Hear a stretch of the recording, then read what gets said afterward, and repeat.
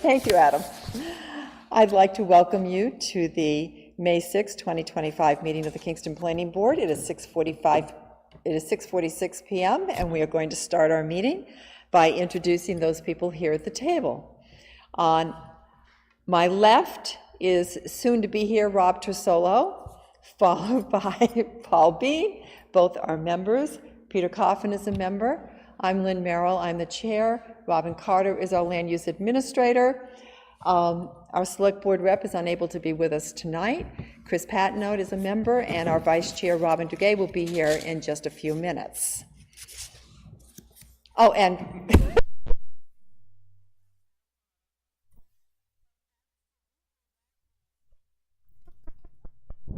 absolutely not least.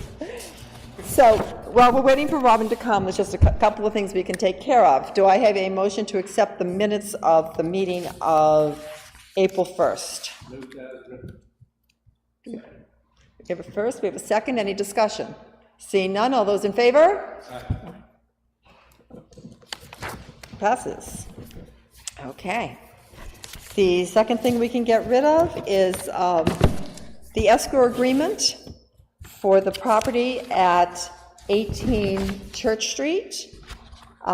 They have completed everything with the town, and they would like to have the final engineering bill taken out of the remaining escrow funds and the balance returned. So moved. We have a second? Okay, we have a first, we have a second, and this will be contingent upon getting the final balance. Right, getting the bill from and getting the final bills in.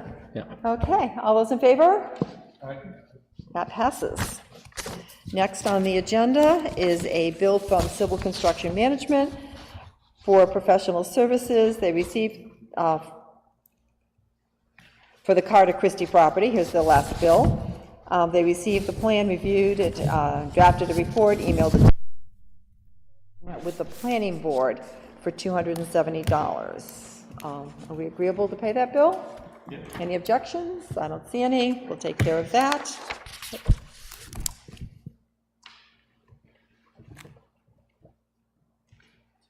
Oh, today's the 6th? Whoops. May the 4th, and then we had Perfect Square Day, May the 5th. Thank you. I think it was May the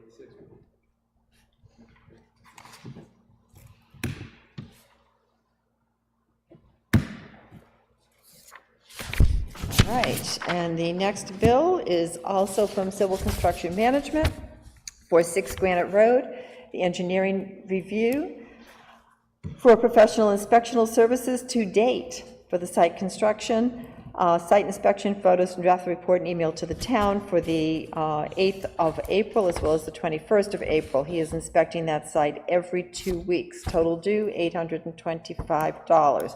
We all in agreement to pay that bill? Okay.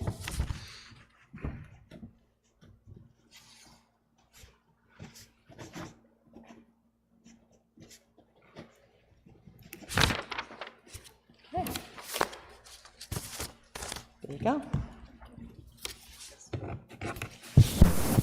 So that takes care of item number 1E, 1F, and 1D, and number 2. Okay. Sir, you are? Chris Piazza. Ah, okay. You're the first letter for this evening. Yes, okay. Okay. So we, Do the CIP before? yeah, let's take care of the CIP before we get into discussions. Okay. So, no, we'll take care of the CIP. So last year with the CIP, we had put out the requests for proposals back from all the different departments. And most of the departments got them back promptly by the deadline. It's at the end of August. But there were a couple of departments that didn't get back until the end of September, and one didn't even get back to us until October. And because of that, this advisory report was not delivered to the Budget Committee until near the end of October, which is way too late for their deliberations. So after some internal discussion, we have advised, I met with at the department head meeting on Monday, and I advised them that we were changing the deadline. And we were changing the deadline to be much, much earlier, and told them that although it had not yet been voted on by the CIP committee, they could expect a deadline of June 30th. And they looked at me a little, and I said, but think of it this way. You get that all done by the end of June, and that gives you all of July and August to do your budget, which has to be in front of the Budget Committee in September. So actually, it's kind of staggering it a little bit better for you. They were all good with that. They wanted to make sure the procedure would be the same as it had been. The other thing that we really need to talk about, and I did not talk about this with the department heads, is the CIP is for any expenditure, capital expenditure, that is going to happen, that is, or that they would like to have happen, that is more than $10,000. Now, that $10,000 amount was set when the CIP program began in the 1990s. So last year, there was only one thing on that entire CIP that was less than $50,000, and that was the money to perambulate the boundaries of the town, which has to be done every 5 years.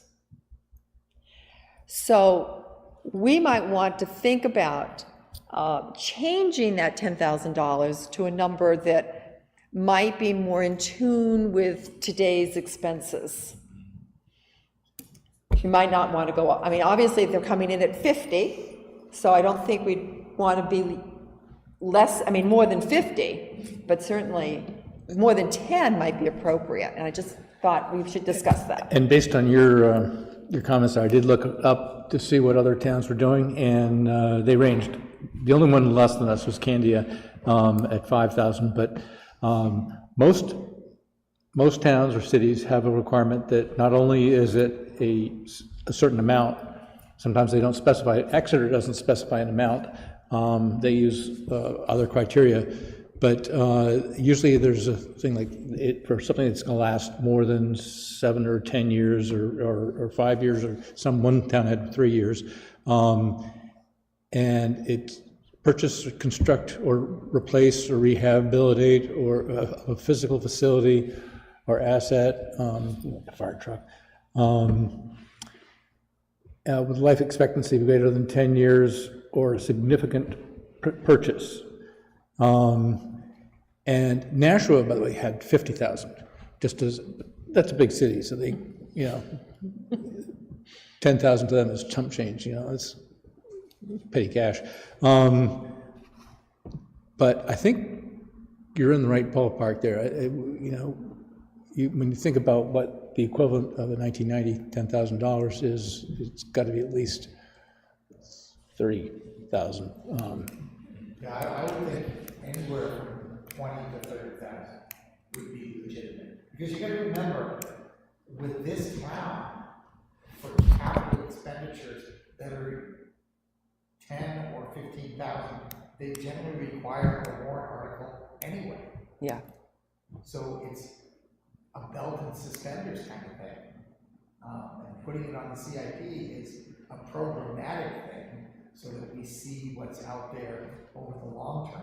Yeah. But there are tons of things that come up that could be smaller than that 20 or 30,000, but this town requires that they go through for a warrant article. So the townspeople are going to have ample time to deliberate whether they want that.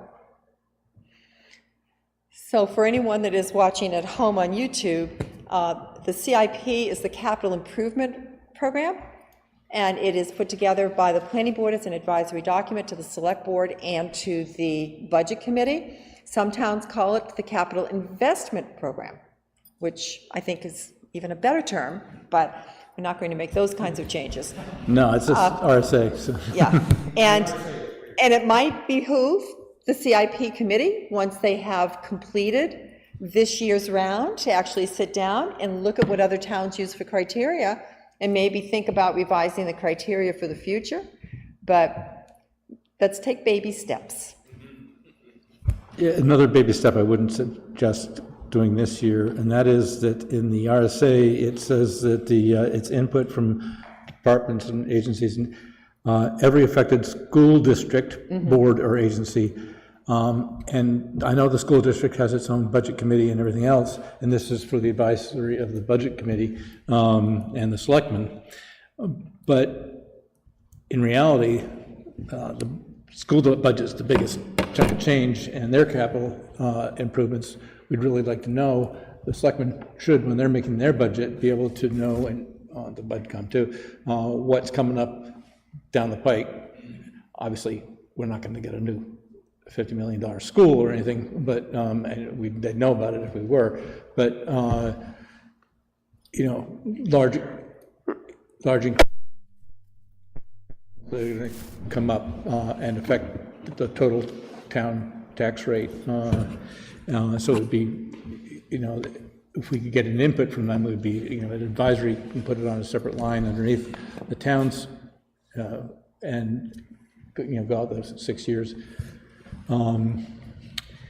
But I think we should get in the habit of maybe let them know this year that if they have some numbers, they could provide them, but get that information from them in the future so that you guys and the select board can see what's coming down the pike. I did also about the 10,000. So the select board did have a liaison for a while. Oh, right. To the school, and they were bringing that information back to the select board. Right, but it just wasn't making it into the There's city. there's a state law that says that if a town makes that request of the school district, they will provide the information. And I'll just tell you, in Kingston, for about 6 years, we did make that request. And we did never. Just some dismissed. Yeah. Now, in Brentwood, we do get that information. It's,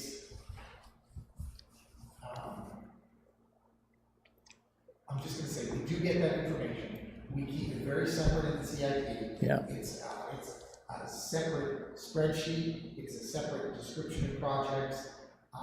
It's there simply so that you can see what they have on their planning horizon. But you have to understand, they have a they're a different governmental entity, so. That we have no jurisdiction over it. Truly, just advisory information. Right. Because the town has there's no real horse in the race there. Right, we have no jurisdiction whatsoever. There is no jurisdiction. But they are required to give us that information if we request it. So there's no harm in making the annual request and seeing what we get as a bylaw. Okay. Yeah, and you could even make the annual request is in accordance with RSA, yada, yada. No, we're requesting. So just to bring things around, is there anything you'd like to say? Okay. If you do want to say, you have to. Okay. Yeah.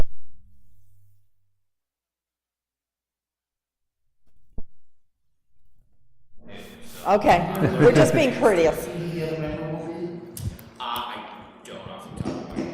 Oh, yeah, if you're gonna, you If need to come up to talk, we the have to come up to the microphone. mic. Come up.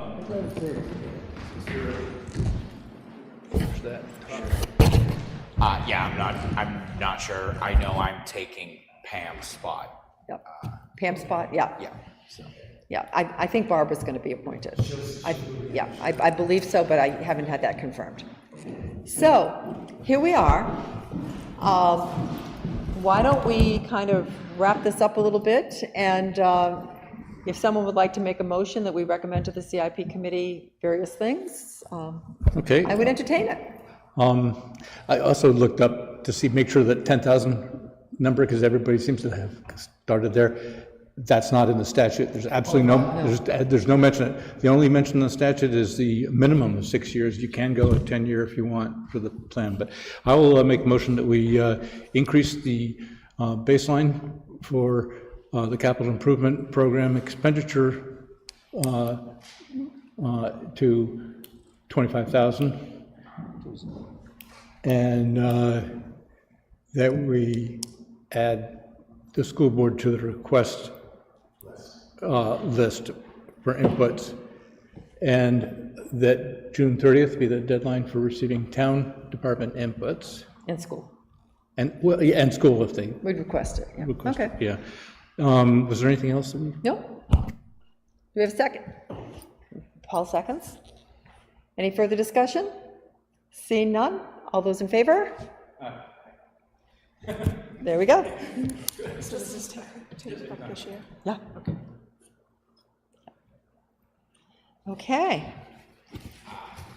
So now that Robin's here, thank you very much. When would be the next? I'll send something out probably within the next 10 days. Okay. He'll do something because if everything has to get out to the departments within the next week or two, Okay.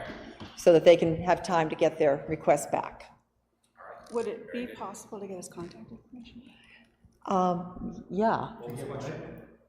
Could you email me so we have your contact information? Do you have his contact information? I have a town email now. I can write it on my card and give it to you before I leave. Perfect. Thank you. All right. Thank you. So let's move to the first item on our agenda, which is correspondence. It's a letter from Chris and Nadine Piazza of 10 Thorn Road in Kingston. We're at tax map R42-8, and it's zoned rural residential. I would like to verify with the planning board what I believe is an acceptable use of a currently unused structure that is on our property. We own 4.5 consecutive acres at the address above, and it is laid out as follows. The first acre has a small cottage on it, the second acre has the main house, and the remaining 2.5 acres are undeveloped. Attached is a drawing showing the layout. The cottage that is on the first acre is currently not being used. I was going to try and get approval to allow the cottage to be used as an ADU, but after talking to the zoning board and the land use lawyer, I found out that we cannot get a second ADU because our main house has an in-law apartment, and there was only one ADU allowed per property in Kingston. The cottage is a completely self-sustaining structure in that it has its own utility, septic, and water systems. There are 5 rooms in the cottage, including a kitchen and bathroom. Attached are drawings of the floor plan as well as a drawing of the structure on the property, including locations from the roads as well as septic and well location. I also attached pictures of the outside and inside of the cottage for your review. I would like to verify that it would be acceptable for us to use the cottage for professional office space that we can rent out. If there's any additional information you need, please let me know. So I happen to know the history on this property. It was the childhood home of Bill Timmons, William Timmons, and when Bill and Natalie got married, they built a house to the rear of the property, which had their main house, and it also had an in-law apartment. At the time, the town had told them you can only have one dwelling on the property. You needed to tear down the front building. They didn't. They did not use it for anything. It just sort of sat there for use as a shed. And then Natalie started an advertising business, and she got permission from the town to have a home business, home office there. She was the only employee. She did not have customers that came to the house, so it was very much a home business. And she used it there for many, many years. And then they eventually sold the property, and I think it's second owner since then? Second owner since then? Lawlers. Yeah, to the Lawlers, and then the Lawlers sold it to you. Yes, so you're the second owner, the third owner in the property. So that is the history as I know the property, which I happen to know because I knew the people that owned the house and built the house and watched them build it. So they would like to know if they could continue to use the cottage for professional office space. Now, we're in rural residential, so that requires, or that allows for home business. Does it also require? Allows for commercial. Commercial activity. So then it Commercial should be business, fine. Under 2,500 square feet. Under 2,500 square feet. Yep. If you're building a new structure. Okay. And require site plan review. Oh, it does? Oh, yeah, it's commercial. So I've had a couple of conversations with Chris, and one of the things I wanted to determine, because personally, I think using this for a professional office seems like a natural use for the property. But because it requires site plan review, we have a lot of standards for site plan review. So this can take two tracks. This can take, there's never been a site plan review for this site, because this would be the first time it's being proposed sort of away from a home-based commercial activity. Unless, you know, he wanted to go into the real estate business and make that his office. So site plan review is required. I'm not entirely convinced that it justifies the creation of a new site plan, because he's proposing no new construction. Yeah. But that's something that the board has to consider. That's not something. Would it meet the criteria for an expedited site plan review? No, because there's no existing site plan on record for the site, and that's the first requirement for an expedited site review. So my consideration in this is, it has been a house for many years, and then an office for many years. What does the town feel comfortable with having the process be? The process can be a full site review. I mean, that is a legitimate requirement. It's expensive, and in my opinion, a bit excessive, but our standard is that there would be a site plan prepared for this site. And that would mean Are we, do we have the ability to waive a lot of those, I mean, like the professional, record the Mylar? The entire site plan review regulation. So they have that ability. They don't really do it very often for a good reason, because if you do it a lot, then those people that don't get to do it feel justifiably upset that they have to do it and somebody else doesn't have to do it. And we've long had the theory in here that the standard is the standard is the standard, and we don't deviate for certain people. So, if I may, Mr. Piazza, would you mind just coming here for a moment? I have a question I'd like to ask.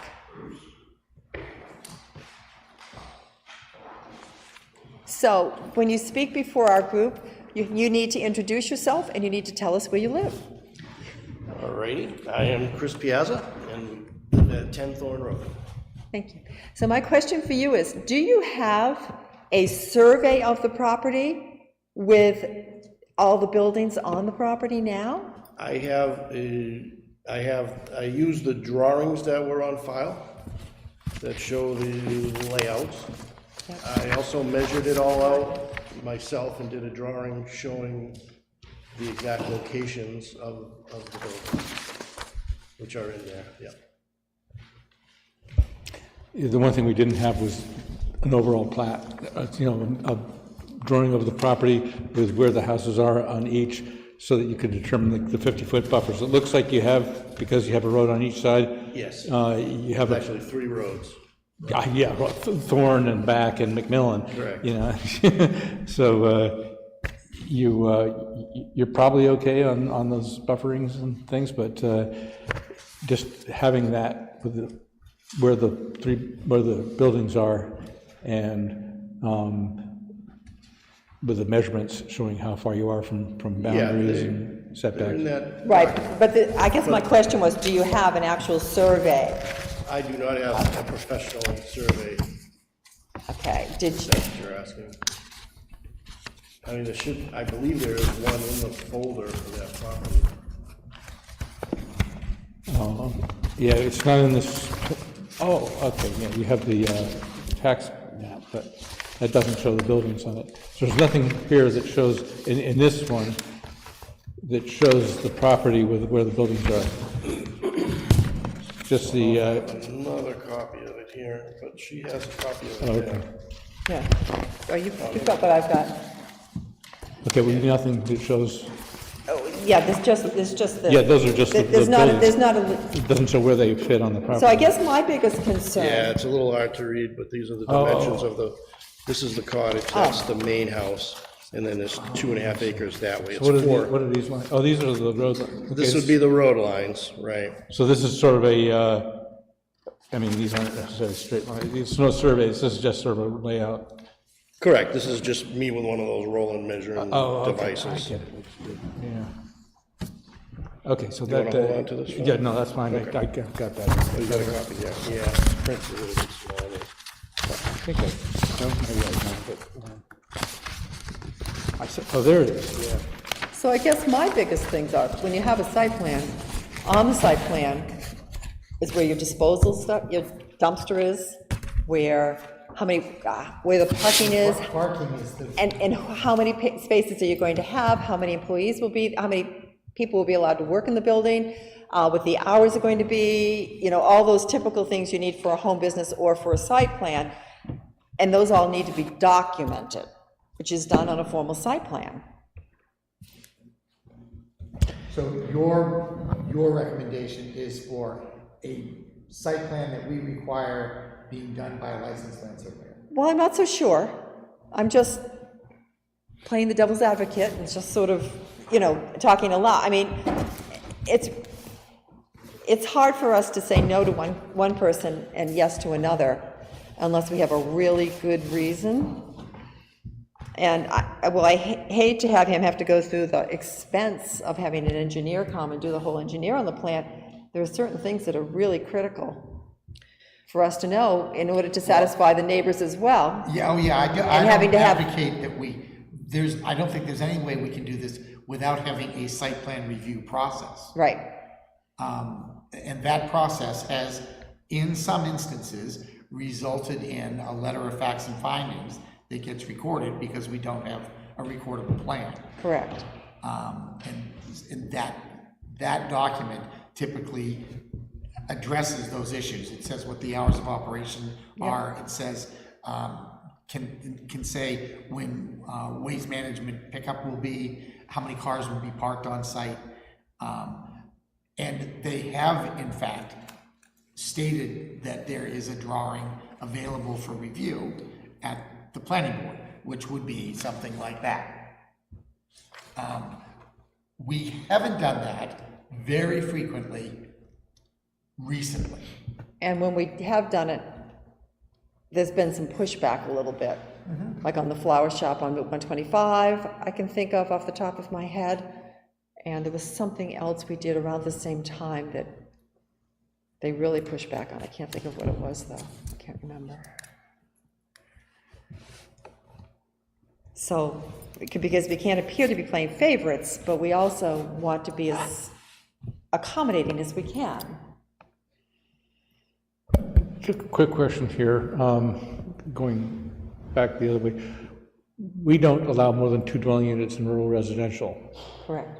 So the ADU and the house create the same as a duplex, as 2 residential units. Right, they and- eat up that allowance. Right, so, unless the ADU that was in the house was reincorporated into the house, not as a separate unit, in which case you could have the second dwelling and be in the front. No matter what he does and how he configures Then it, be there can home only be 2 occupation. dwellings at this point, according to what we have for current. Right, you can only have, 2 dwelling units. So what I'm saying is that Yeah, get if rid of the in-law apartment and make it part of the, part of the house, you then prefer not to don't, do then you don't have an ADU. Right. And so you could have the 2 separate dwelling units. In fact, because it's so small, the cottage probably would qualify as an ADU. You'd just be deleting one and adding, but I don't know how much work that would be and whether that would be more expensive. yeah, I don't think it would be any work, it is, I think it already qualifies as for ADU. I went through all of that to make sure. No, not the cottage, but the, The main house. to reconfigure the main house to eliminate that ADU that you have, if you You wanted have to to. take the kitchen out. Oh, that's right, that's usually what Gotta take the Bob has kitchen his out. drawing, yeah. So anyways, I just didn't know if that was an issue. I do know that originally the legislation that had been proposed at the State House was to allow up to 2 ADUs per property. And I think they amended that before they. It did not pass. It Yeah, didn't I pass think it yet. kiboshed in And the the Senate. proposal to have 3 didn't pass either, so. That's not something you could wait Yeah, that's not gonna happen. a year. I guess the dilemma I see, and maybe it's not a dilemma, so I'm sort of thinking this through out loud. If Lynn weren't here tonight, for example, and didn't, nobody at the table had the sort of historical knowledge of the property and how sort of things evolved at that site, does the documentation that currently exists in the record suffice to sort of tell that story, or would a site plan be required to sort of confirm that the property that you acquired with these, dwellings on site already, and would that avoid the potential down the road for some, I guess, coming back to this and saying, how did this house even come to be in the first place? Can it even stay there? Is this sort of, I know nobody, I shouldn't say I know. I would be hard pressed to think that anybody at this table really wants to go through the process of a formal site plan review. However, it is the regulation, and does it alleviate concern down the road that this could all become undone again? I think that the public record is clear how it all happened. Okay. And to the point that at one point, the town's perspective was remove the house. Remove the small house. Yeah, they told them to remove it. And then that fell by the wayside when it was determined that it's in the rural residential zone and you can do home occupations. And so the town made the decision that, yeah, it doesn't have to be removed. It can be used by the Timmons family to have Natalie's business in it. And that all happened. The original construction didn't happen when I was here, but that discussion, although quite a while ago, did happen while I was here. And it was quite a brouhaha, with heavy emphasis on not the ha-ha part. Nobody thought it was very funny, but there was this negotiated agreement that allowed it to happen. And now, the history, if we did end up in court, would very clearly be that the town had allowed this to be used that way. And taxed it that way, and that was how it existed. The issue now is, I don't think there's any way we can do this without doing a site plan review process. The question is, does that process involve the creation of a new engineered plan? Because that's the single greatest expense. And it's been 11 years without that use. Yeah, So, so 1 year, is it? Yeah, 1 or one. 2? well, And then it for reverts. a non-conforming use, yeah, it's 1 year. it's 2 years, I think, but. Yeah, it's, Okay. But this would be a conforming use, correct?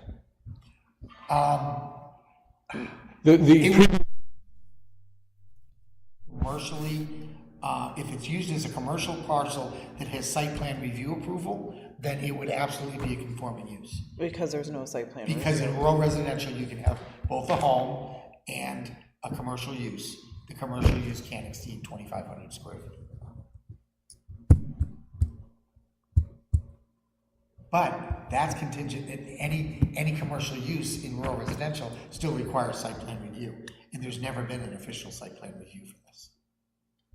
It was deemed before, which was also administrative gloss, because home occupations are supposed to take place within the main residence.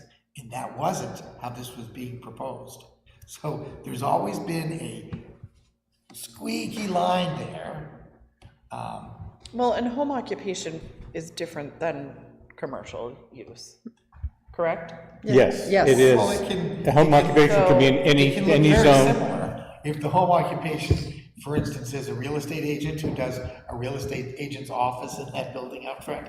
It's going to look just like any real estate office in town. Yeah. And when you think of the Higgins property as well, you know, people have wanted to do stuff there, and they've been told they have to go through the whole process. The property on, Because that's another one where Main the Street. hard line was, remove the house. Right, it's that one down here on That's the one right the Plains down where here they on- built on the house Plains. behind and was supposed to bring cake down that warehouse. same And situation. It's been left just vacant for years. But that was also partly the town fault, because they were told to remove the house, and then the historic people said, no, no, no, no, this is a historic building, you can't remove it, and then it's been in limbo ever since. So, Because you can definitely remove a historic house. yeah, It's still someone's property, and if they don't care if it's historic, if they want to take it down, they can. but anyway, so I think we really need to, we have to really decide if we want a whole site plan or not. It pains me to say this, but I worry about the precedent we set if we don't. That's my concern. And I want you to know it was very painful to say that out loud. Unfortunately, is. I know you people are trying to help. we're constrained by the regulations and the ordinances that we have to follow. And as Lynn said, you can waive a lot of the you know, pre-reviews and things like that, there's preliminary reviews, I mean.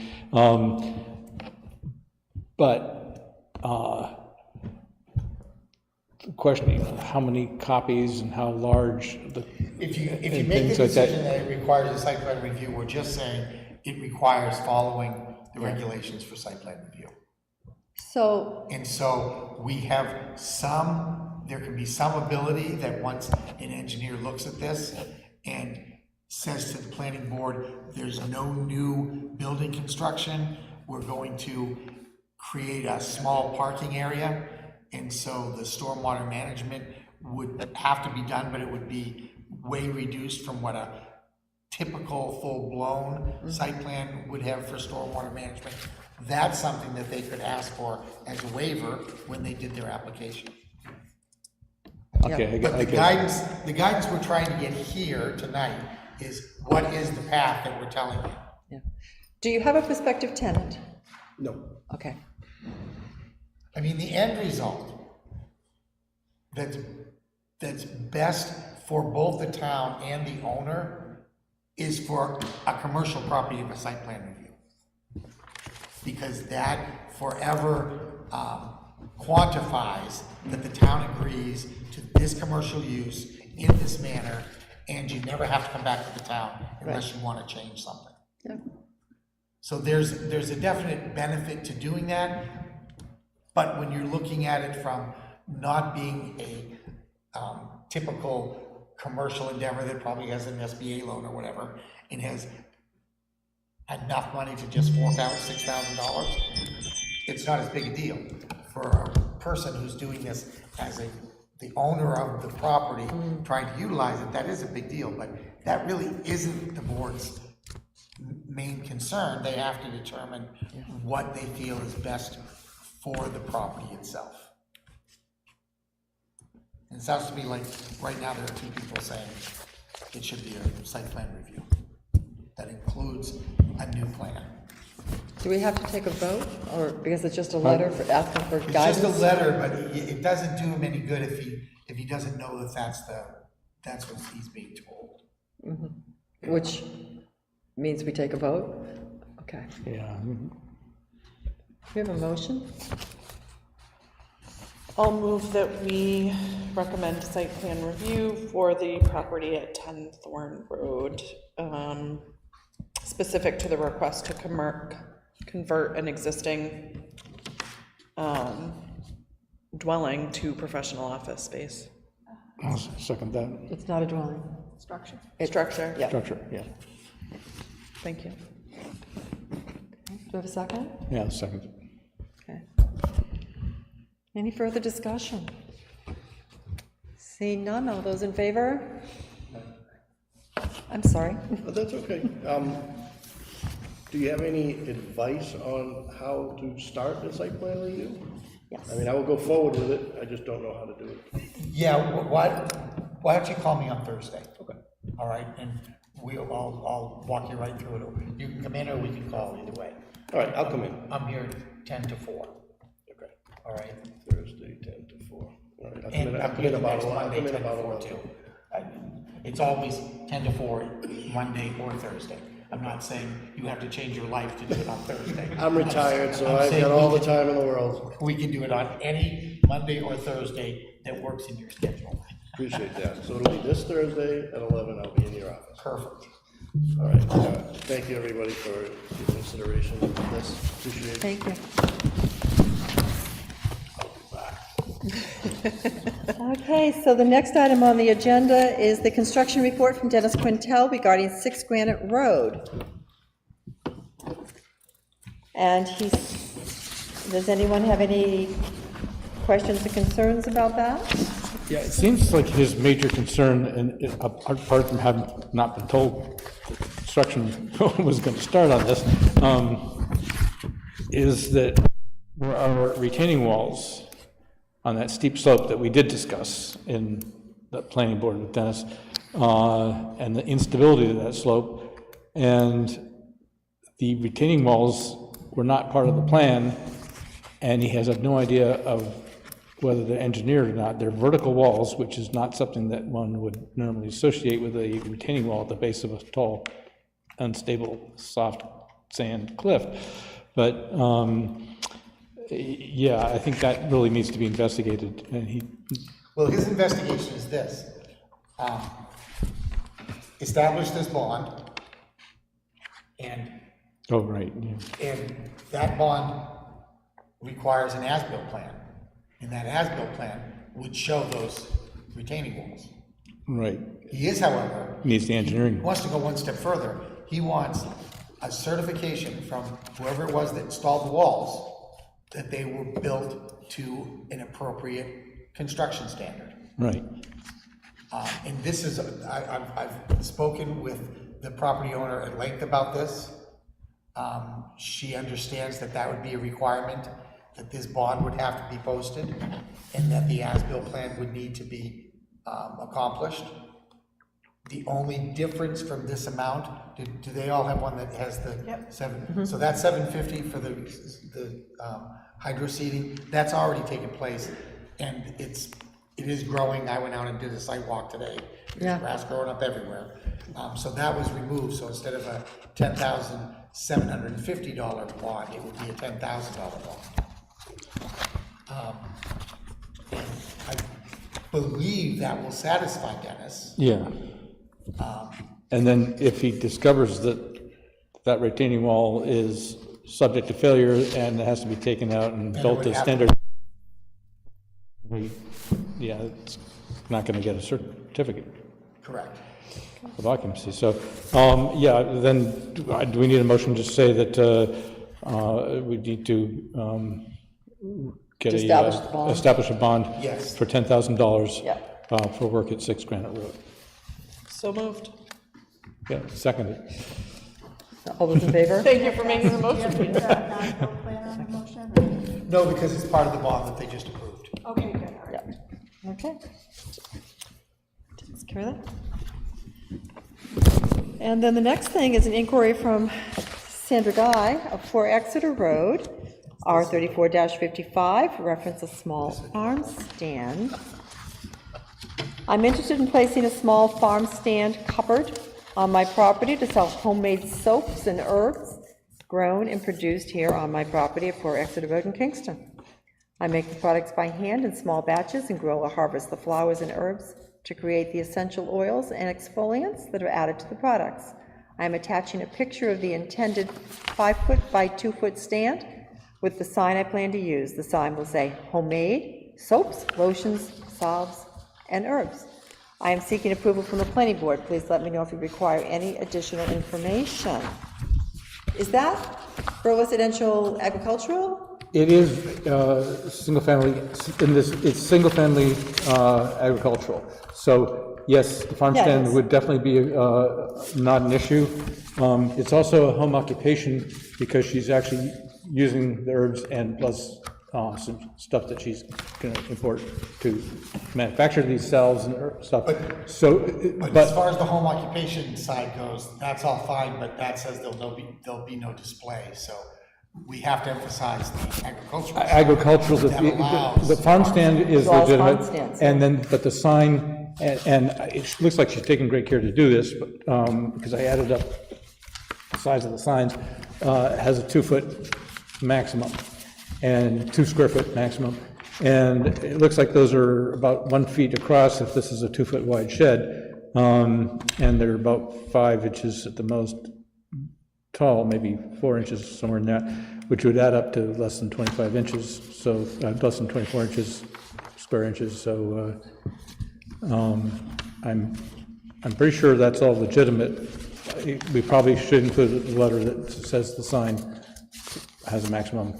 Right, we can, when we get back to her, we can emphasize that. Emphasize that yeah, don't put up another sign, but because it is 2 processes here, that's only partly agricultural, in that she's growing the herbs on site, but there's also doing the work on site to manufacture. And that part of it will be completely hidden to the public. So that's fine, but I think that there wasn't anything I saw that was would be any issue. Of course, I thought on the last one too, because I thought review and, This is adorable. what? This is adorable.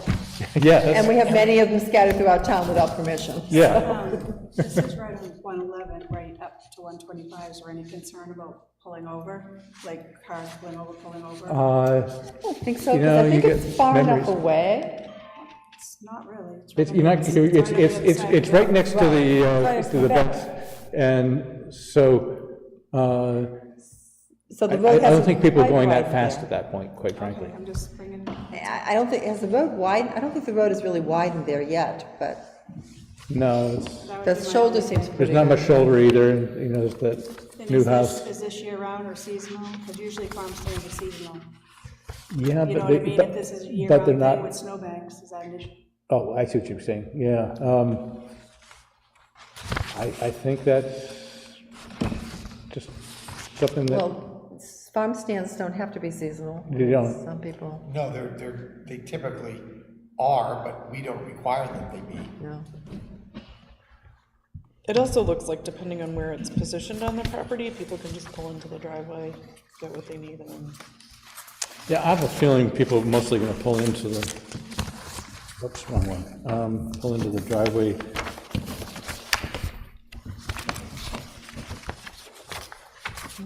Do we need a motion for that? Consensus of the board? Yeah, I think that there should at least be consensus that this is seen as an agricultural use in the agricultural, single-family agricultural district, and that we just want to get back to her about the sign limitation being 2 by 2. Or 2 foot square, yeah. Does she need any permits through the town at all? I don't. No, the home occupation doesn't require it, and the farm stands don't require it. No? Nope. In fact, the home occupation, It's essential oils and botanical soaps. It's adorable. It is adorable. I think maybe she'll be open in time for But I'm Mother's just wondering Day. if everybody next to the road puts these like this up. It does say that every structure must be set back 50 feet from the road. For the farm stand? Single-family residential agricultural district. Where is the farm stand? Is that in our agricultural ordinance? That'd be It's a actually in regulation. state law. It says farm stands are allowed. Yeah, you're right. And this isn't a permanent structure because it's not put on a foundation. This is something that she can move. It's like it's on hold right Yeah, now. she roll back the can road. she can move it around. It's pretty clear she intends to do that. It looks like something that'll be taken in during the winter. It does. So I am happy to make a motion that we respond to Sandra using the language that Glenn sort of formulated about 2 minutes ago. Yeah, I'll second that.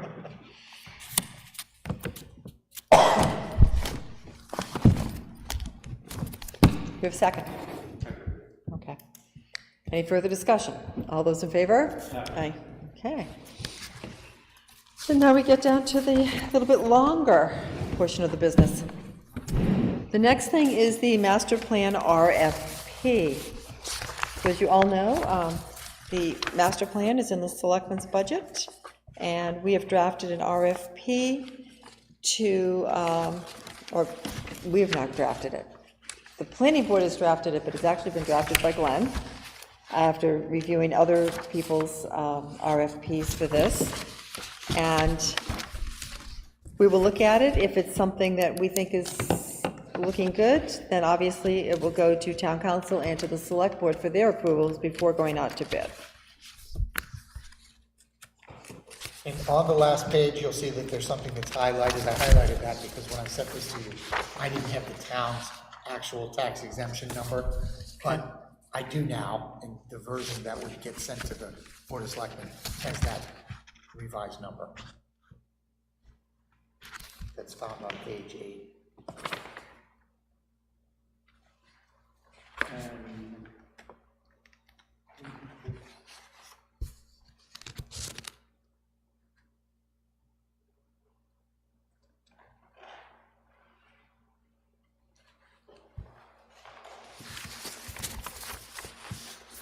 Hey, Robin, I don't know if you noticed, but I put you as the person they're sending this to. I did, yep. So you would be in charge of guarding the sealed envelopes with your life. We are gonna change the email address, though, that's all. That's okay. Oh, it's not gonna,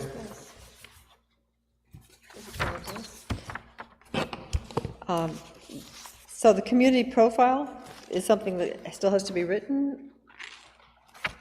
oh, you know what? It absolutely is. Yes, I started just putting down some thoughts and did, you're right, I absolutely want to just do And a there- short paragraph describing our abundance of natural resources, that we have more lakes than any town in our region, that kind of thing. And if people have any other thoughts they'd like to add about Kingston, that could give a flavor for the community, I It's New Hampshire's 6th oldest town. love it. It's really, I've worked here for a That is very true. long time. So in 1969, for the 275th anniversary, Kingston thought it was the 5th oldest town in New Hampshire. Oh, So somebody stole that from us? they did a movie of the history of the town, which is currently on videotape, and they called it New Hampshire's 5th.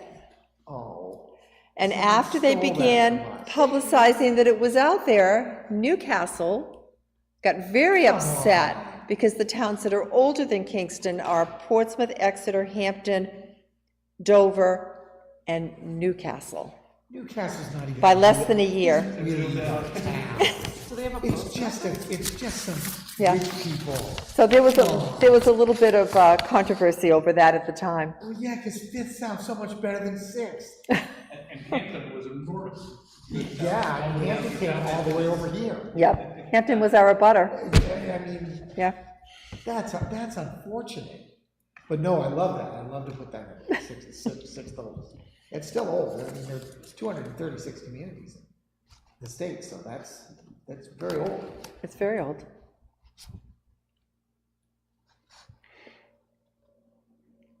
It's actually 332 years old. Presumably, the last RFP was procured through an RFP process, right? I don't believe so. Oh, I don't believe so, because it was done by the planning commission. Yeah, And it was done as a series of grants. Okay. We used to have what was called a targeted grant program, and we use those fundings, that funding year after year to do 1 or 2 chapters a year. So the last one that was done is embarrassing. It was done by Hans Klunder in, I think, 1982. It was a long time ago. It's that old? The The one no, that's a, the one we did through the Oh, planning the one- commission got it. is 2008 or so. Still very old.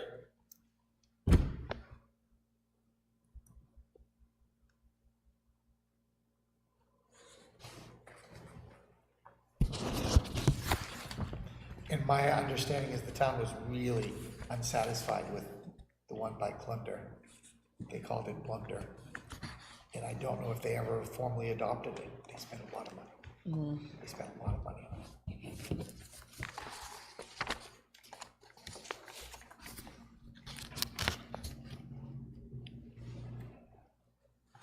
And throughout here, this is something I wanted to have the board weigh in on.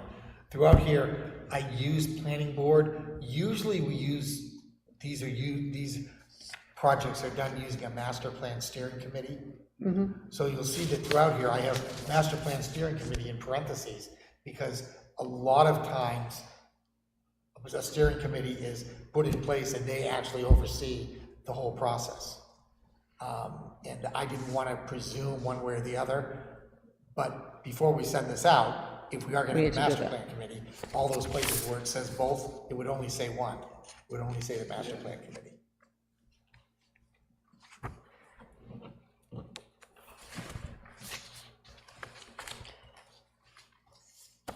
So one of the, it may fall into several of the categories here, but I know the selectmen wanted to have something in there on solid waste.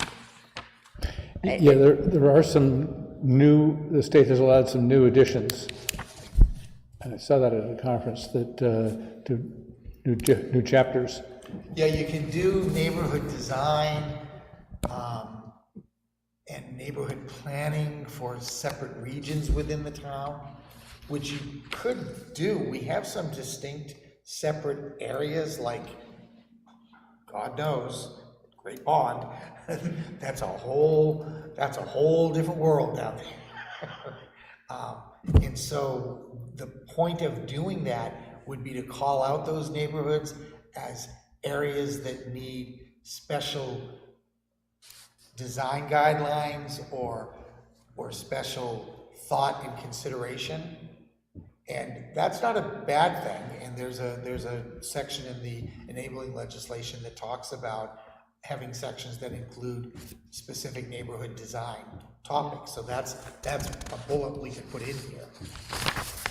Sustainability covers a ton of things. So that would cover solid It waste? could cover Well, that's what- yeah. solid waste, however you want to, however the town determines they want to deal with that. But you could call it out separately as well. I mean, it's not unusual to call it out separately. Like I said, I saw it in a few places, but I didn't know if it needed to be called out separately. Because it's not only solid waste, but there's other things for sustainability, including public water and that sort of thing that people have been talking about.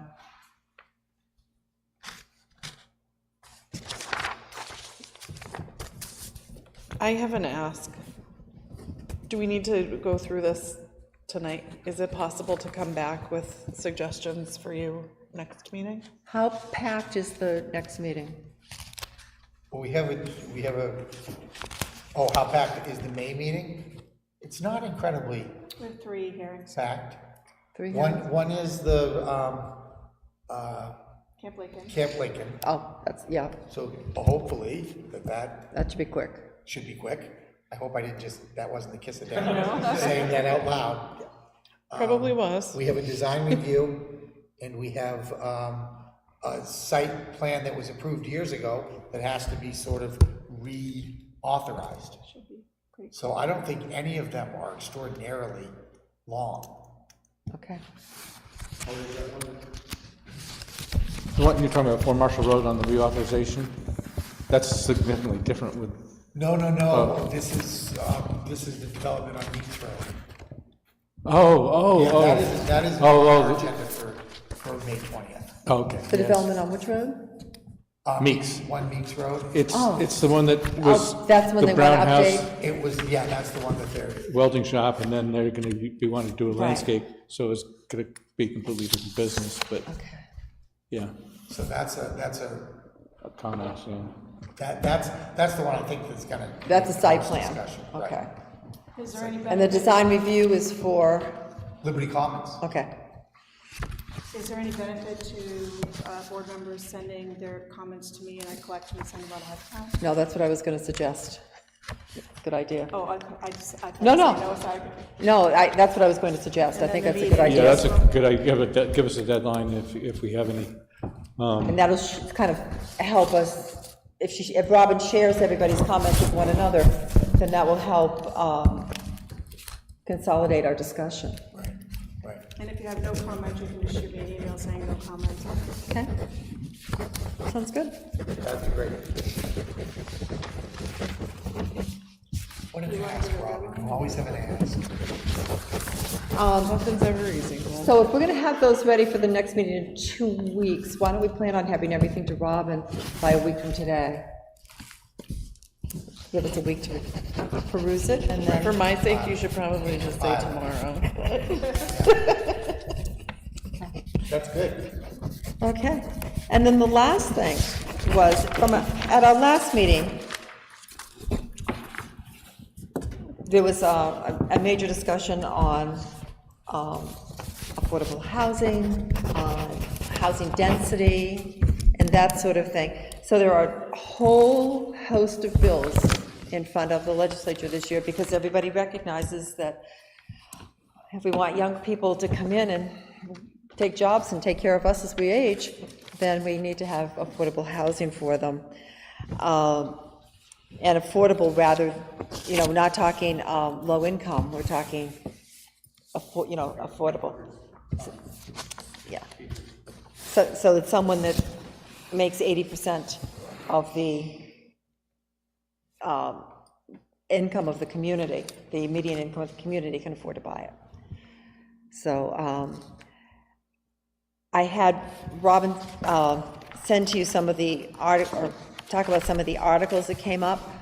I think right now, the legislature just passed last week, both the House and the Senate, 2 bills geared toward this. The first is for alteration of terrain, to speed up the alteration of terrain process, because that sometimes takes 18 months, and that's an extraordinarily long time for any kind of public process to take.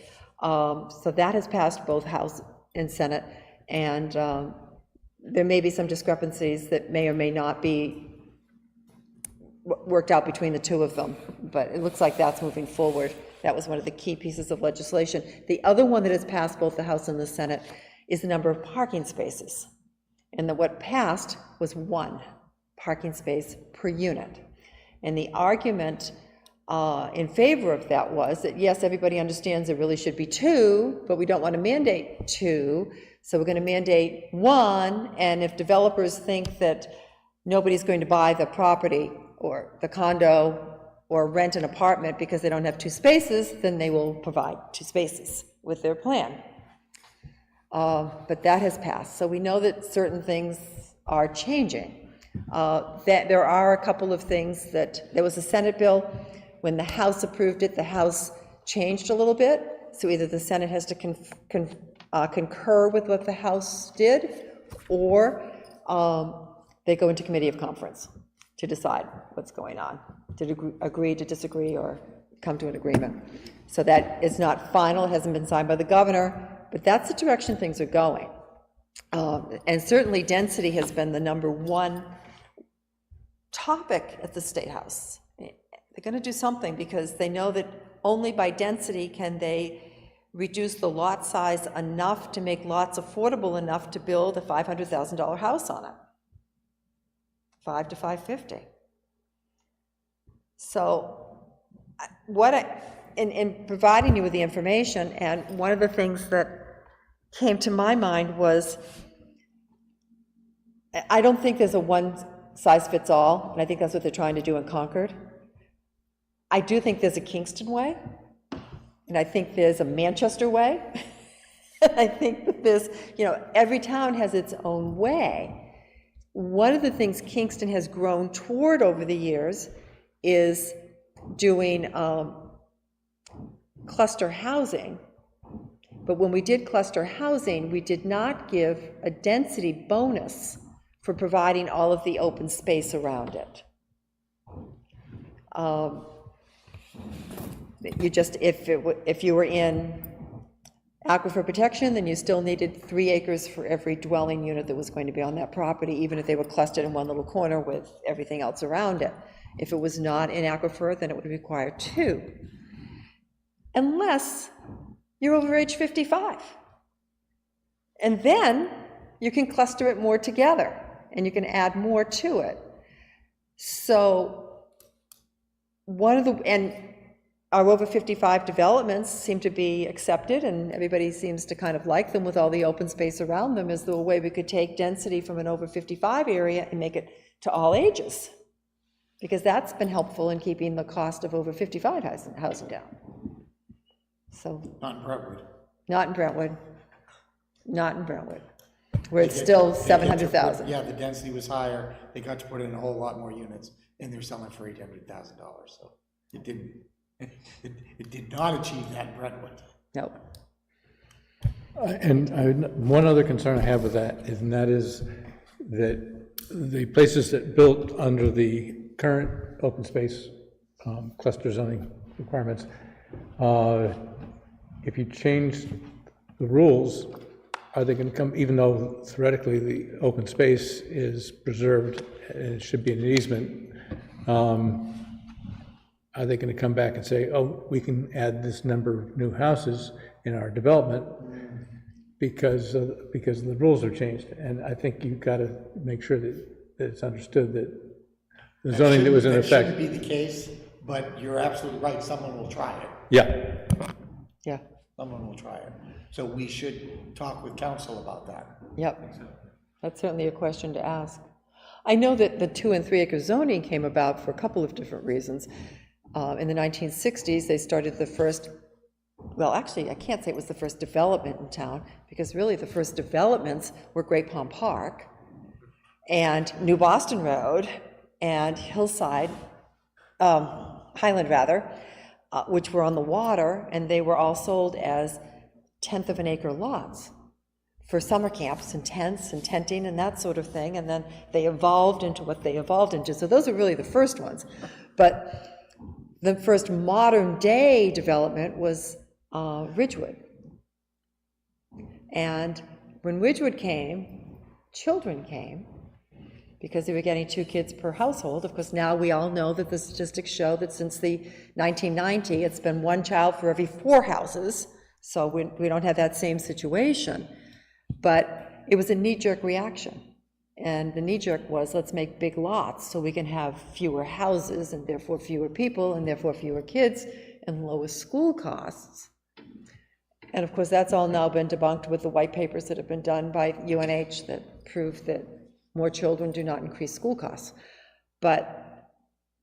And then they said, well, let's stop growth even more, and let's say we're going to protect the environment, and let's do 3 acres if it's over an aquifer. When the DES says very clearly you don't need 3 acres to put a septic system and a well on a house, on a property.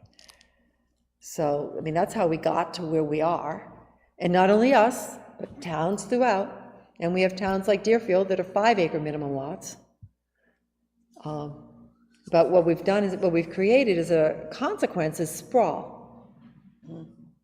Because now every time you do 200-foot frontage, and the houses further apart, the roads have to be longer, more paving, more plowing, more this, more that, and it created more sprawl and actually increased costs for the communities. So, you know, as you look at it historically, you always have unintended consequences, and those are some of the unintended consequences that came forward.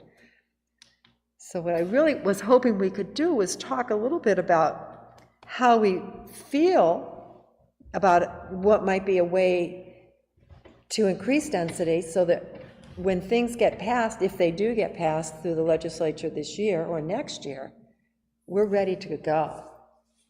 And we're ready to start doing our part of what's going on. Thoughts? I feel like I've been lecturing. No, I think it's good to be ready. It'd be helpful to know what the final outcome is gonna be. Like, for Yeah. example, and I think it's probably gonna pass, but the idea that every single zone, or commercial zone at least, is gonna be required to have high-density, multi-use, multi-family housing in it. And, you know, you've seen parts of the bills that said, well, you know, this will be true if town has water and septic, not if it doesn't, and, you know, what the density is. And again, we need the information about, it's not that 3 acres is needed to support a septic system and over an aquifer, but for the 100 acres, how many houses you can put on each one of those 4-bedroom houses, putting stuff into the aquifer, at what point is it no longer sustainable? I think that's Yeah. the reason they came up with the 3 acres. Less than that, if you we do an analysis, and that's why we have the gallons per day requirements and the for hydrogeologic surveys and stuff. But yeah, I think we should have it science-based, but we need to be careful we don't go overboard and just say, oh, well, over 55 community, we give a density bonus. Well, we could certainly do a density bonus for workforce housing, but we need to be careful we're not destroying our greatest asset underground. So, Oh, absolutely. But everything is gonna have to meet the regulations for septic and well anyway. right. There's the fallacy that we created, and I gotta say, look who did that. It came in like 2 years after I started here, and we did the Aquifer Protection District, and I was sure at that time that the protections we put in were necessary. Well, we did 3 things. We put in what is really necessary: increased septic system design standards, greater separation to the water table, which is the most protective thing we do as far as the Aquifer Protection Zone. We added that. We also required that for subdivisions of greater than 10 lots, we were going to do a hydrogeologic study that was going to have a nitrogen study in it. Also, great information for protecting the groundwater. And then we said 3 acres for each lot, which was just a land steal. It was just a land grab. And I was too young and stupid at the time to realize that, but I'm not young and stupid anymore. And it was a land grab because the protections we put in actually protected the groundwater, and the 3 acre zoning just ensured that we would have less homes. It was growth management, not environmental protection. We did the right things for environmental protection. They still exist in the ordinance. And then we went that one step larger, and it's made a big difference because the subdivisions we've created, those lots are beautiful and they're big, but they are not necessary for a home. You can have a lot smaller lot and have a beautiful home on it. But it wasn't what we did. But I don't see this town backing off on it unless the state says you're breaking the law. Yep. It is a part of this town, this 3 acre size over the aquifer. There are people that will just, I think, torpedo any attempt we make to change that. Is that true in every district? Yeah. The aquifer protection zone is 70% of the town. Right, but the way certain districts are developed. There are areas that aren't in the aquifer protection zone all through town, and there we allow 2 acres. Yeah. And it's 30% of the town, so it's significant. It's significant, but the 70% number is so significant. And when you're thinking you're getting 50% less lot,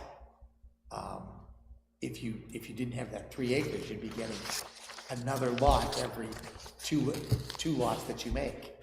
But if we were gonna look at a different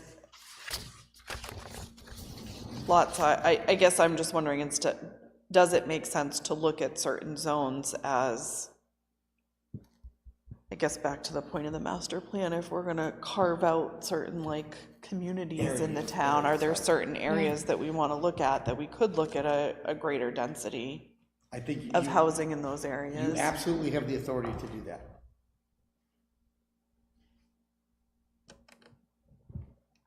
I think there will be a lot of pushback.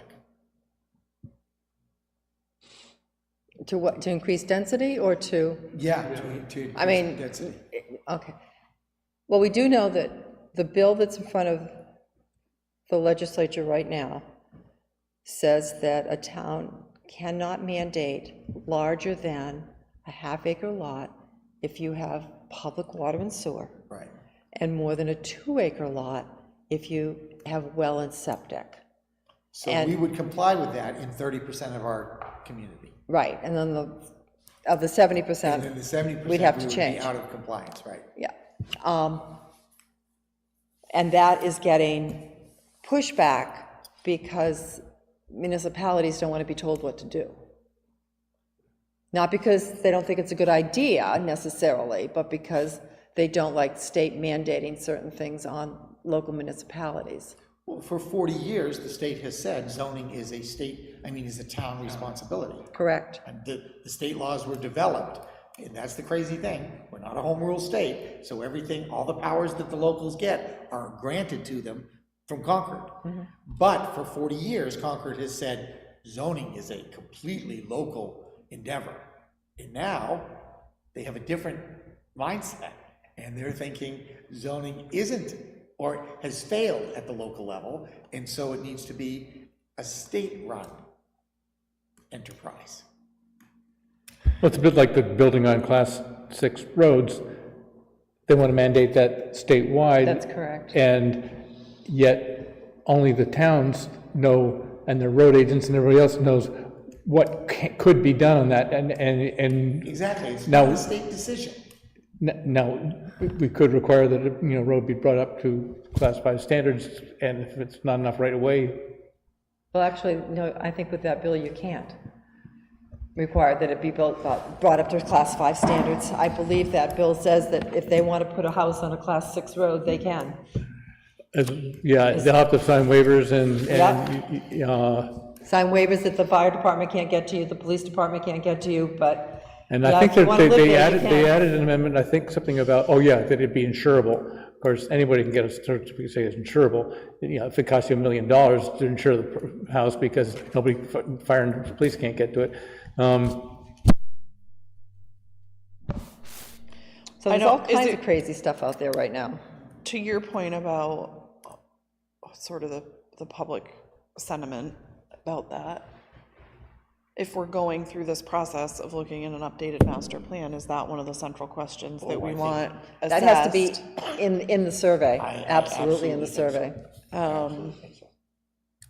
But that also feels like a long way off in the meantime, right? But- If we're looking at December of next year.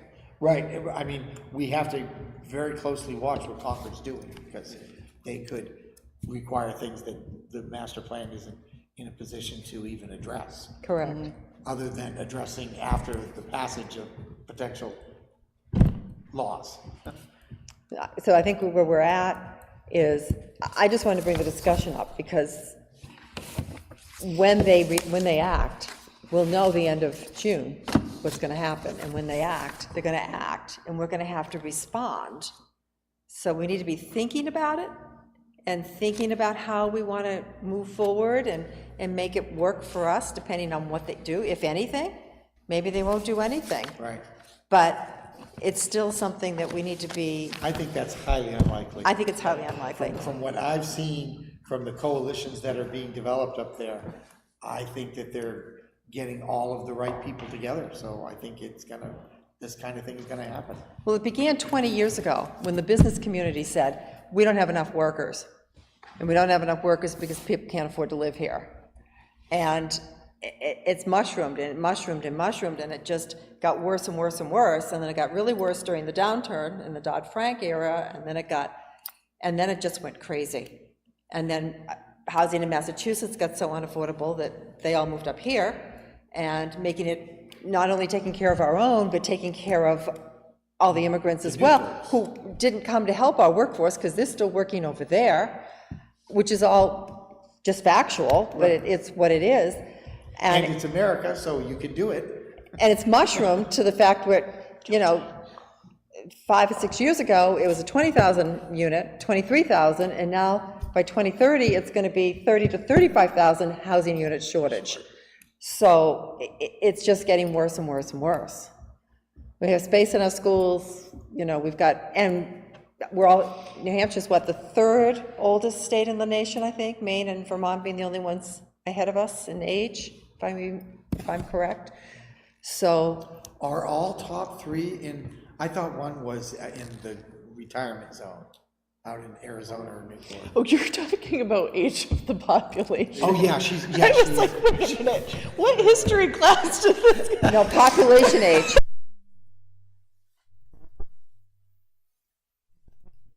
No, New Hampshire is one of the top 3 states in the For country. aging. For aging. For aging population. And so we need people in here to take care of us. What about somewhere warmer? Yeah. You know, I guess, one, this isn't a problem we're gonna solve tonight, but also, it doesn't feel like this is a piece of a solution to a much larger problem, which I think also, if you look at Yeah. the number of people who are moving here but continue to work in other states, why aren't they looking for employment in New Hampshire? Like, Correct. it's a much bigger problem. It's a to much solve. bigger problem, but when we begin looking at it, I mean, what we're seeing is, we've got a housing problem, we've got an aging problem, the state's trying to grapple with it. So the business community got on board first, and then all the other communities gathered and gathered and gathered, so now they have this huge coalition of groups that know that they've got to do something. They've let it go too long. And it'll knee-jerk the other way, because that's the way things work in government. They go So- one side, then they go the other. Even if we hypothetically, let's said, okay, we're gonna entertain a higher density in X zone, it still could all be moot, because if the vote is that towns have to require it across the board, like, we could have gone through all that, I guess, just Right, no, to still be told what to do. You're right. Right. We could. so I think what we're looking at is just thinking about it to see what comes out of there. But one of the things we could do is say, in the innovative zoning, we could use the same density as over 55, for example, where we could have, we already have. Two innovative zoning ordinances. One is the over 55, and the other is the open space. Right. And, yeah, you could certainly do some kind of density bonus. Take your density from over 55 and put it in open space. But then again, I think it's got to be analyzed based on a variety of factors and use more scientific methods to determine what density is supported. And so I think, and we started to do that when we created the zone for the warehouse. Yeah. And, you know, recharge on site and things like that, so. How realistic is it, I mean, honestly, to think that, okay, let's say we came up with something that worked for Kingston, right? And we could get the voters on board with. Given the timeline, I guess, how likely is it that then could get fed back to folks in the legislature to say, like, here's an example of how this can work at a town level? If we came up with something in the next few months, it could get fed back by November. Actually, by September. But if the we vote's want. in June. The what? The vote's in June, Oh, the vote's in right? June, yeah, This we're is past the that. cycle, but as soon as the cycle is over, another cycle starts. Right, so the next cycle, the bills will be due from the senators and the representatives in September. So the cycle starts right. So the cycle starts right away, and they'll start working on the bills, and they'll get them finalized, you know, by November, because it's the second year of the session. Got it. So they don't have to go through elections, so they can do it faster. And if we have a really good idea, that we wanted to do, and we wanted to feed back, it can get fed back really quickly, not only to our legislators, but to the particular housing coalition that has come together, because we have contacts among the housing coalition. We know who the members are, so it's just a matter of talking to some of those people, and then they could carry the water, if we came up with something. But it doesn't make any sense to me that in an over 55 area, you can have a certain density, but you can't have that density if you're younger. Yeah. It doesn't make any sense to me at all. Oh, it makes a lot of sense under the old premise of children equals expenditure. Right, And that's the only way it makes sense. But that premise was rock solid right up through the 90s. oh, yeah, I mean, it was rock solid. And then. until then it 94, yeah. isn't. And then it isn't. Yeah.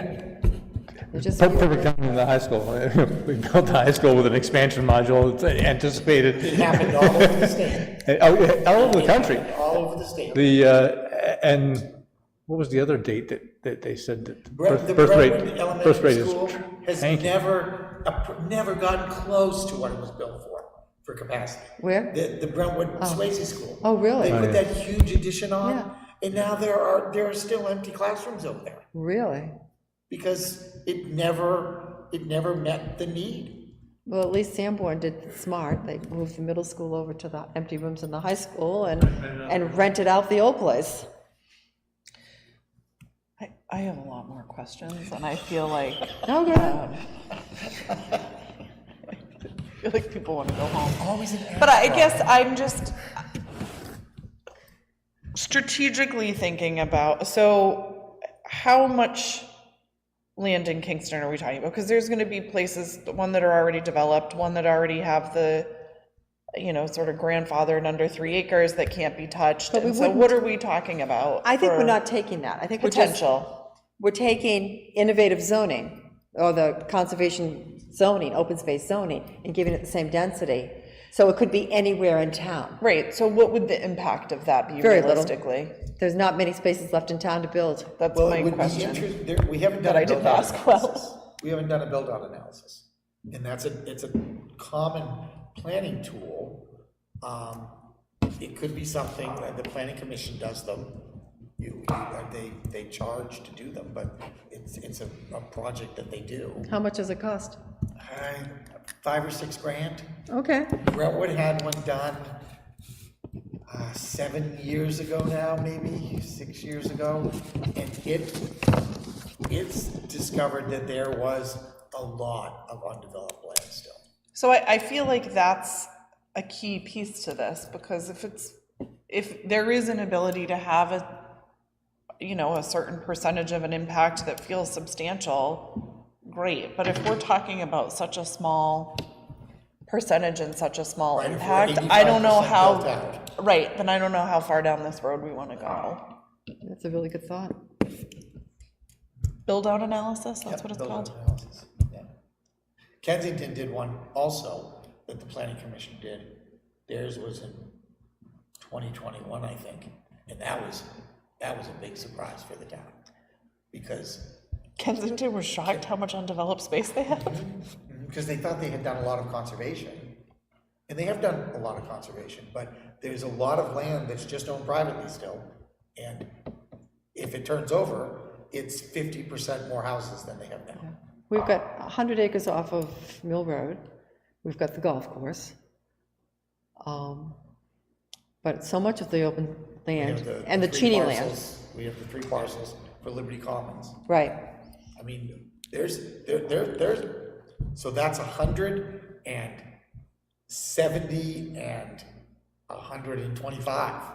So I guess I'm just thinking strategy, right? So if we determine that we have X amount of space that we can impact and it's significant enough to then come up with, okay, this is how we'd like to impact that.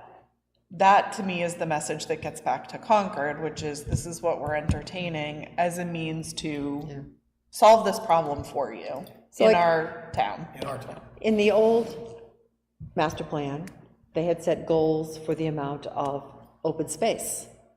conserved open space, and we're about there. I think we are.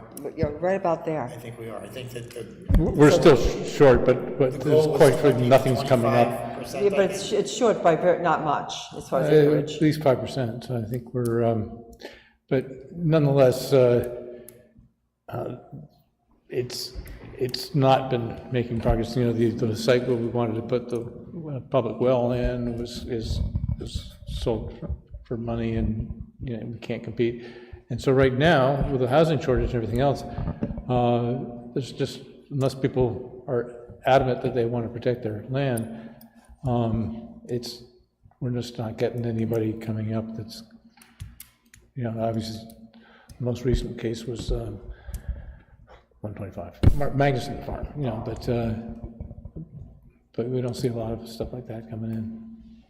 Oh, the Magnuson, most of the Magnuson land is going into conservation, Conservation, that's what I'm saying, that's the most Yeah. recent one that. and that's a huge amount of acreage. Yeah, it's over 100, so. But that, we don't get, you know, that's the first offer we've had in years.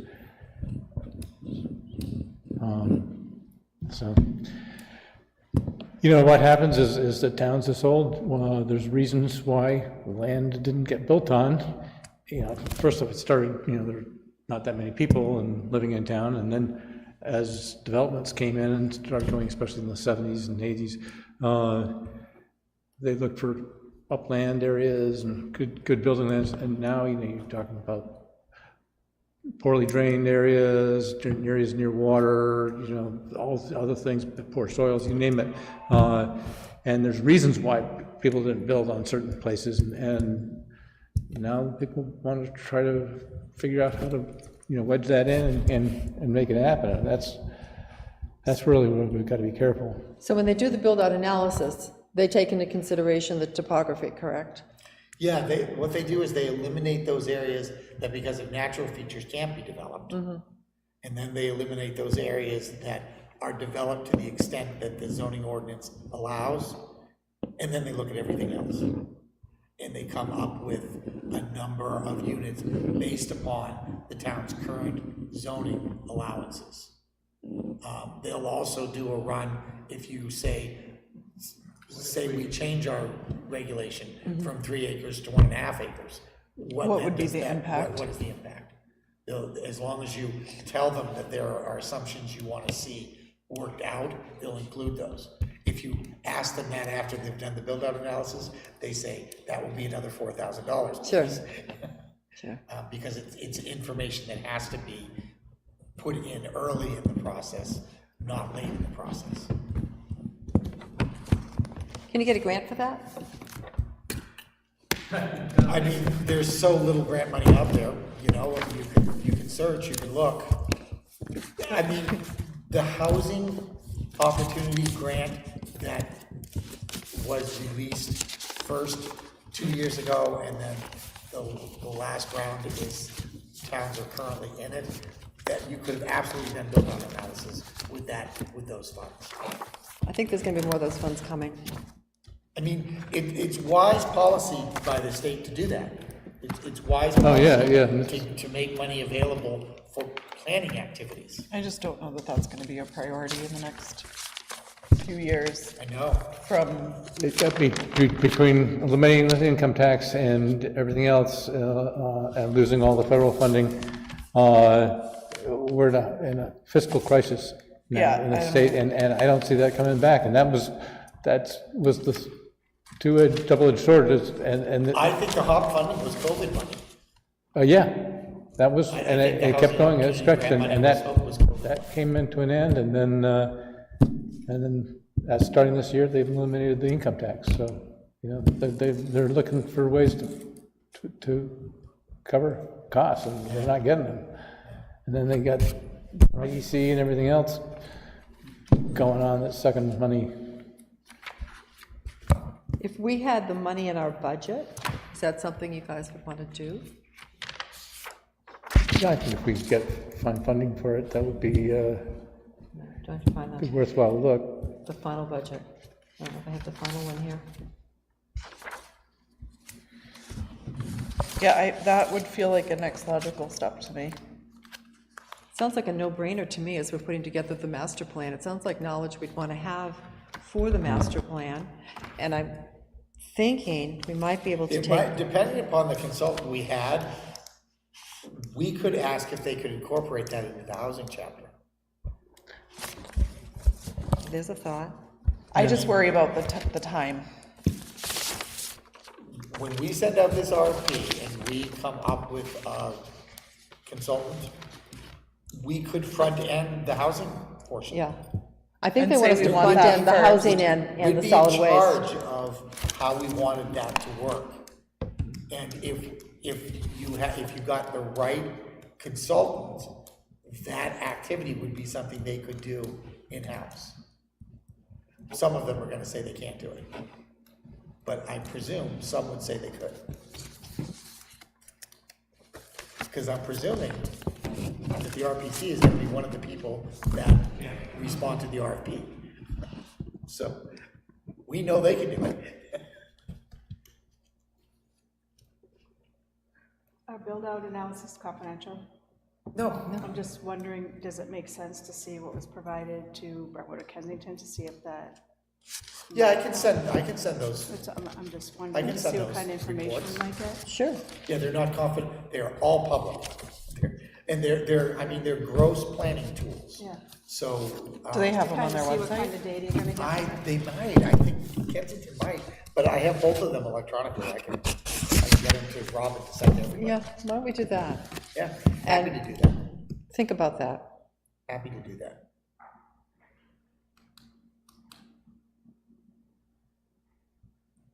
Okay. Is there anything else that we want to say on this topic? If not, is there anything else to come before the meeting tonight? There are two things. Uh-huh. I've made the decision, looking at the applications that we have for the middle of May, that none of them are regional impact. Okay. And the other is the board okay with authorizing CJ&J, the development that's down on 125 being developed right now? They need a conditional use permit. Where they put their well is fine, but in order to get to that well, they need an access way that has never shown up on any plan that we've been provided. They sent it out for Dennis to review last week, or 2 weeks ago. Was this the one that coming off West Shore Park Road? Yeah. Right, that access? No, it's on site. It's all on site, they can either come to the well site that is on the site plan, shows where the well site is. They need an access road to that well site. It can either come from west of the well or east of the well, but in either instance, it's an access road that has to go into the 100-foot vernal pool buffer, which our conditional use permit says is fine for access ways. But they have to ask for it. They have to be granted a conditional use permit to do that. So they have to come back and see us. And I would like the board to allow us to see them on the first meeting in June, instead of May, because they're out there doing work. Yeah. And I'd like them to be able to get this issue resolved while they're doing their site work. Yeah, this would be an access to the well for the purposes of drilling it, right? Not as a permanent, No, it would be the way that they get to the well for maintenance, for whatever they have to do, because it is their drinking water well. So they will have to, because I think they have more than 25 employees, they're going to have to test it monthly. So they have to have a way for whoever their specialist is to get out there. And in order to do that, they need an access road. And why they didn't put that on their plan to begin with, I don't know, but they thought they could just have it be in the construction mode approval by Dennis, but Dennis isn't authorized to approve conditional use permits, so Okay.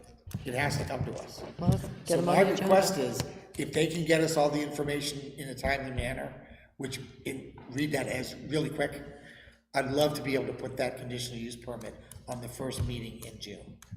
instead of making them wait till the third. Oh, that makes Tuesday. sense. That makes Yeah. sense. And speaking of that, Eric So is Town, that okay? Can I, yeah, yeah. Consensus, yes? Okay. Eric Town has not come back to us with a site plan, and yet he was, and he was supposed to, oh, no. before he Has opened. to the- He called me, well, he got in touch with me last Thursday when I wasn't here, because my second daughter got married, yay.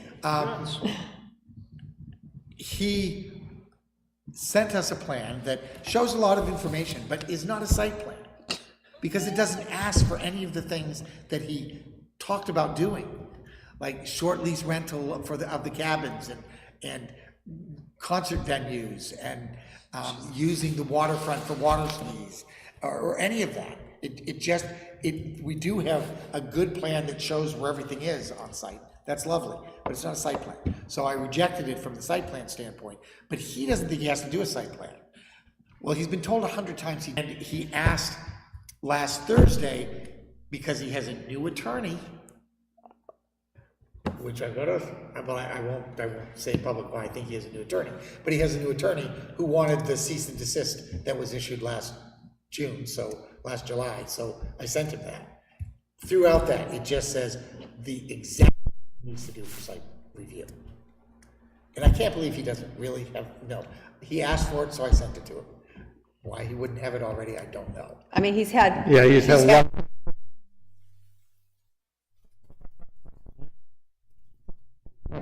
he has ignored the town regulations since he's owned the property. And he's ignored the cease and desist. Yeah. Since it was issued last July. Well, that's my next question. My understanding is there's a cease and desist that requires them to come to the planning board. And as we're starting a new season, I mean, presumably everybody who had moved off of that property, is the town enforcing the cease and desist? So I would say it's worthy of a discussion now. I told Susan that he was asking this because I had to get it from her. I think the Board of Selectmen should just Shut him down? shut him down. I mean, Shut him down. he's totally ignored us, and it's an illegal and unhealthy place. I mean, And he's saying that he Hazardous hasn't been able place. to move because he doesn't have an attorney. There's just, the viability in that argument is, No, the select board, and maybe we should, again, put it as an official. they're fit to be tied with him. I understand that, but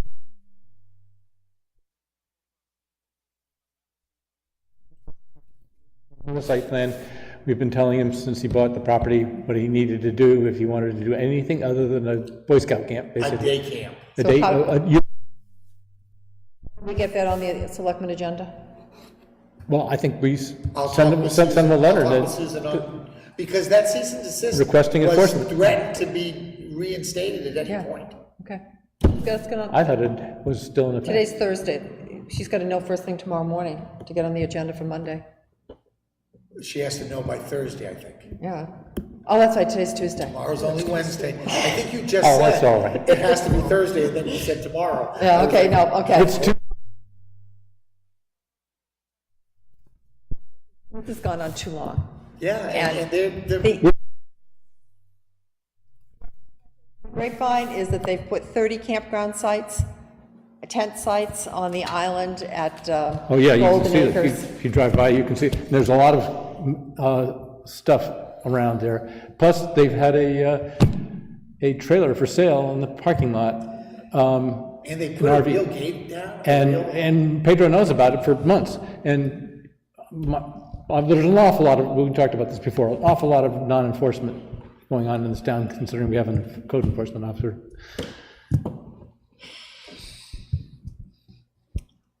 So that should get looked at too. We better put that on the agenda at the same time.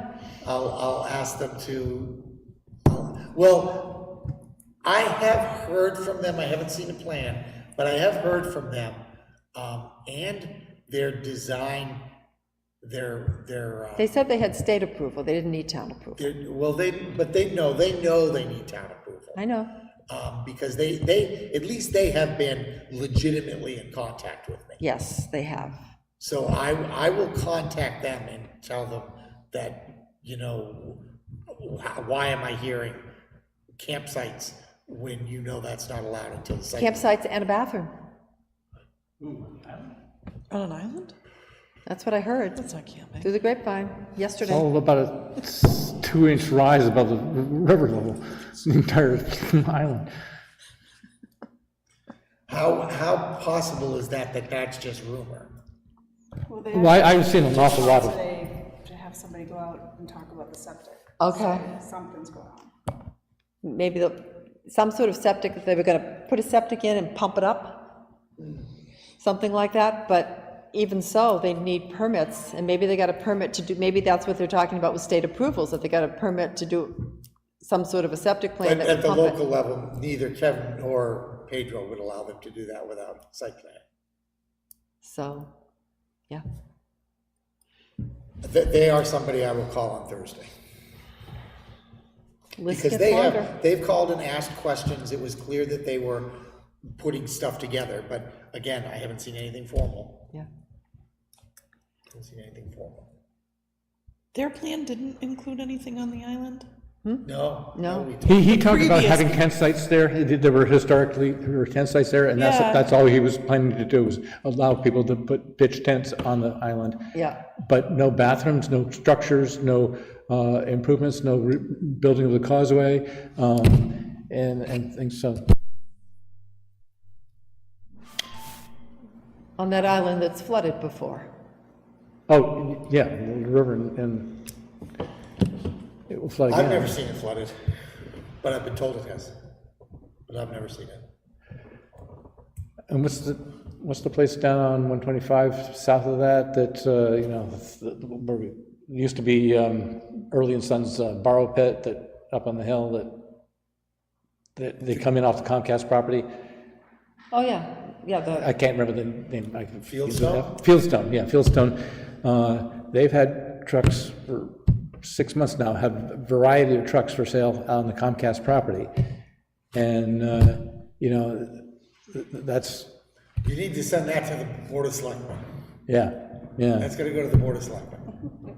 Is that why there was a truck parked at the bottom of the driveway today?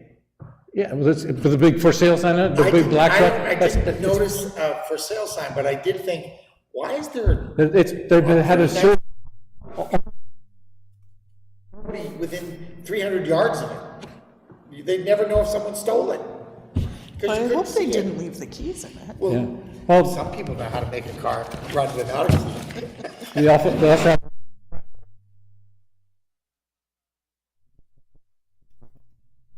so, there's a lot of, This is never going to allow that, but it's probably they're just doing it. oh, yeah. Nobody's enforcing it. Okay, Anything else? Make Peter stop talking. Yeah. Anything else to come before the board?